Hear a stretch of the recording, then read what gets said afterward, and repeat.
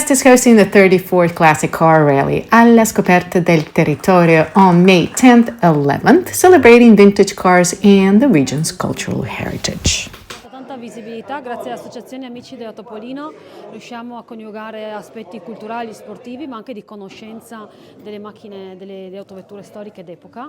Un bel momento per Trieste, ma non solo, anche per tutta la regione, perché permette quindi di far conoscere le bellezze del territorio triestino, del Carso, ma anche della regione stessa. Un evento importante in quanto raggruppa appassionati di auto storiche o auto d'epoca, a dir si voglia, per conoscere il territorio della nostra regione e in particolare Trieste, Monfalcone e Palmanova.